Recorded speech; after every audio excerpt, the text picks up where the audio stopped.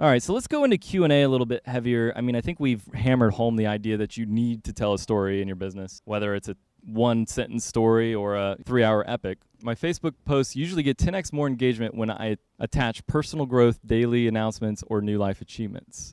So that's part of your actual life story, right? Like changes you've made. Imagine if you ran a company, hypothetically, and you had a Facebook page, and you made a big decision. One of my most liked Facebook posts was when I said on my Facebook page that, you know what, our company no more is going to be about selling information. It's going to be about giving information away and selling accountability. Like, that's all it said. It was like, but it was a new chapter in the story of the business, and people engaged in it. They loved it because it was different. It was inspiring. It, like, maybe not, you know, might not sound all that interesting, but for the people who understood it, like my audience, they loved it, right? So, yeah, sharing those personal growth, whether it's for you or your business, is going to make a huge difference. So if I have a video of me on my landing page, does it matter what the background is? Could it be done without being visually attractive as long as the story is appealing to my target audience? 100%.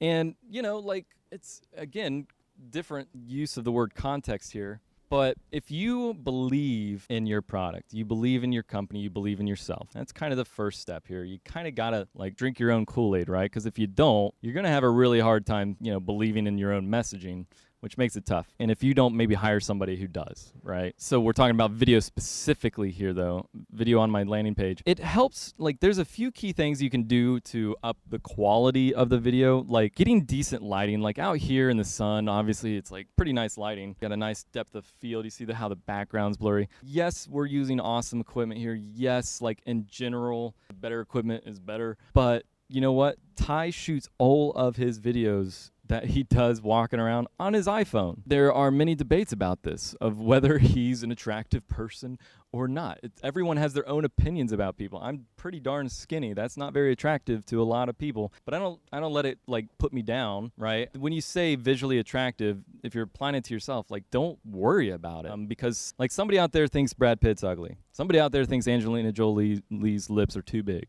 Like, everybody's going to have an opinion, and if it's negative about you, like, who cares? Like, hate is driven from an inner hate. Like, anytime somebody shares something negative about you or your message, unless it's a valid, like, concern, like they're sharing, like, actual useful feedback. If it's just hateful because they hate something about themselves that they see reflected in your, you know, whether it's you or your message or your personality, whatever it is, they give hate because it's like, it's a coping mechanism for them because they don't like that you're better than them, right?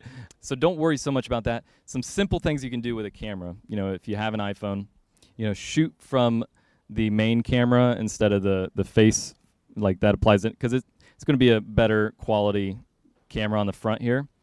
And I usually like to, if I'm going to use the iPhone, just go arm's length. It's kind of nice. Like, if you get too close, it's just like kind of crazy. And then be above your eye line, because it's more flattering than down here. Everybody has a double chin if you get the camera lower enough, right? So those are simple things you can do. You know, shooting in good lighting is always, you know, a pro. If you're in a basement and there's one light on, you're going to look kind of crazy.